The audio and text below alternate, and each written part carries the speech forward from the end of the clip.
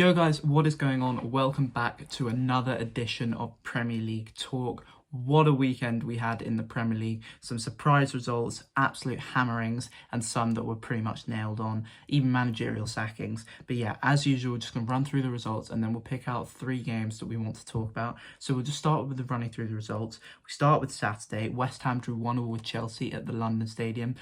Felix scoring a goal, his first goal for Chelsea, assisted by Enzo Fernandez before West Ham equalised, and then Chelsea were denied a clear pen by VAR. You'll notice there's a trend about VAR mucking up as I go through the results. So they drew 1-1 at the London Stadium.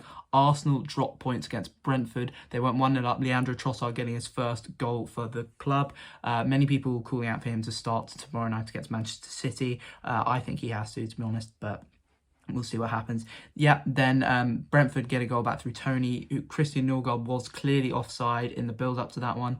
PGMO have come out and said afterwards that human error led to that goal not being disallowed. So VAR muck up again.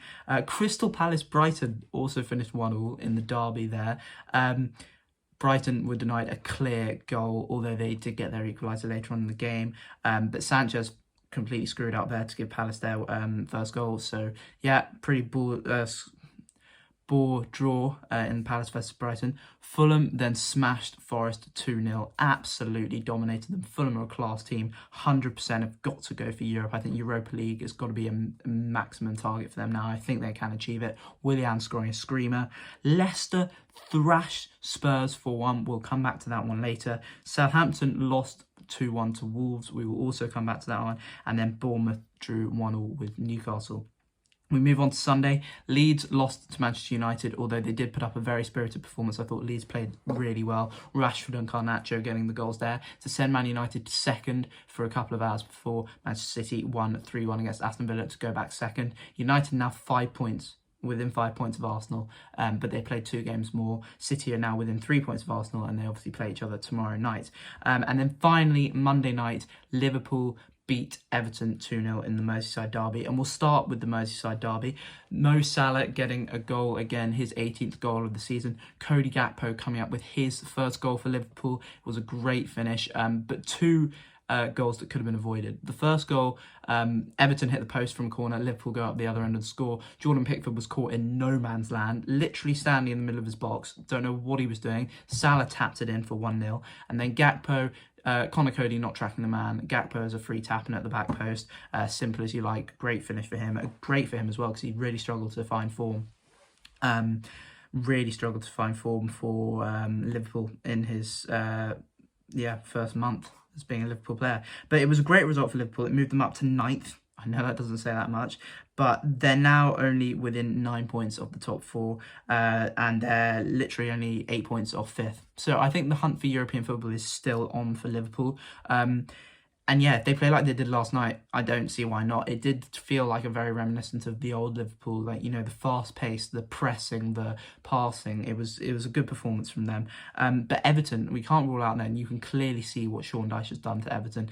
They were so much more compact. They were really hard for Liverpool to break down. And as I said, it was literally only those 2 errors that cost them the goals. And although Liverpool played really well, I thought Everton played superbly as well.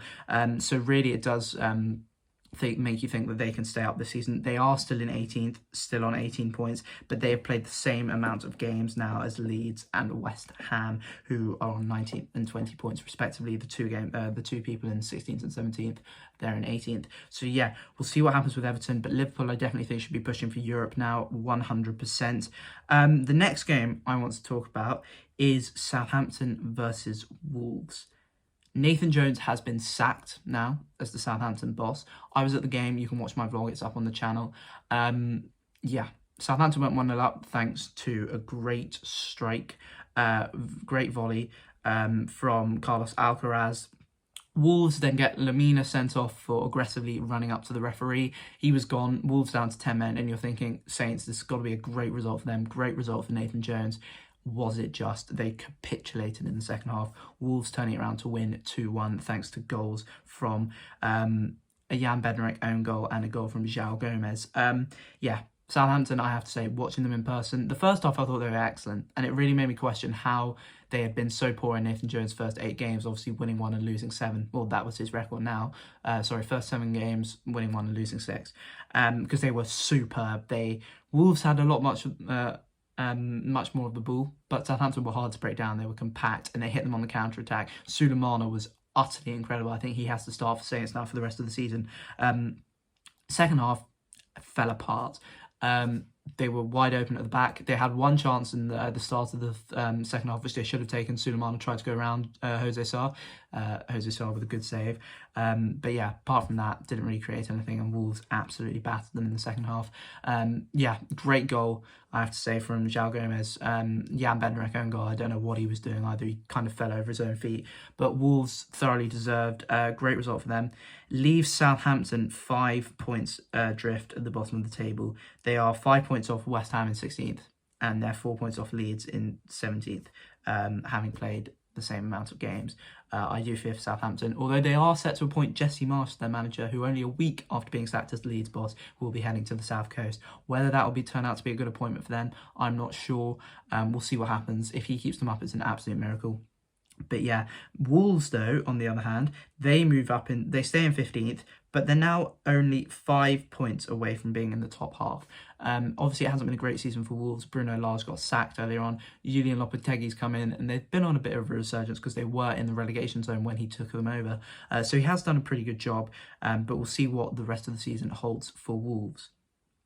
Anyway, moving on to the final game, I want to talk about the Foxes, who smashed Spurs 4-1 at the King Power Stadium. What a performance from Leicester, and a really, really needed performance.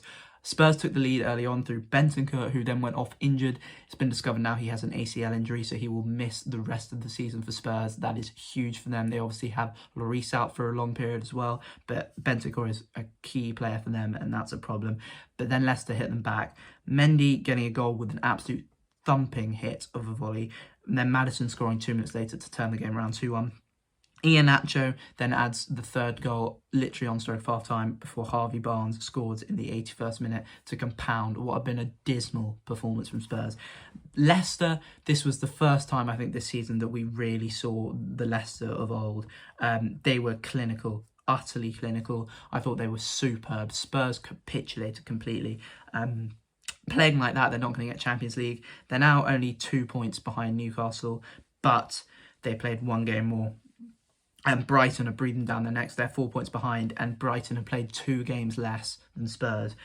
So Spurs are really in that top 4 battle, and it's just the fight for Europe in total. I mean, top 4, Europa League, Europa Conference League. It's going to be really interesting to see how that plays out, because you can go from Spurs. I think the top 3, in my opinion, Arsenal, Man City and Man United, is nailed on now. Whatever positions they finish in, I think those will be the top 3. But from Newcastle, I'd say, down to Liverpool, I think Chelsea are out of it in the Premier League. Anyone could get top 4. Anyone could get Europa League. Anyone could get Conference League. So we'll see what happens. But yeah, Spurs will not be getting Champions League if they play like that. Leicester, on the other hand, they move up to 13th. They're on 24 points. 4 points away from being in the top half. They obviously had a shocking start to the season as well. Didn't sign anyone in the summer. Bought in key players brought in some great players in January, such as the Brazilian winger Tete. He scored against Aston Villa. They seem to find form. They thumped Villa 4-2 away the other week. They then thump Spurs again on Saturday. And they've got Man United away next weekend. And who knows, Man United have to go to Barcelona midweek, so they could be tired after that one. Leicester could pull out a result. But what a result it was for Leicester. Spurs, though, questions about their European aspirations. We'll see what happens. But yeah, big game tomorrow night. Huge. Just want to talk about it quickly. Arsenal versus Manchester City. Literally, this is the game, in my opinion, that will decide the title. I think Man United, yes, they're only 5 points behind, but they played 2 games more than Arsenal and 1 game more than Man City. And Man United are still in every single cup competition, so they'll have to deal with that. But Arsenal and Manchester City, this is huge. Haaland may be a miss. Pep said he doesn't want to risk it with Haaland after he picked up a knock versus Aston Villa. Trossard, I think, in my opinion, has to start ahead of Martinelli. I think Martinelli's just looking a bit tired at the moment. And Trossard, he's got a burst of energy. He feels like a breath of fresh air into this team.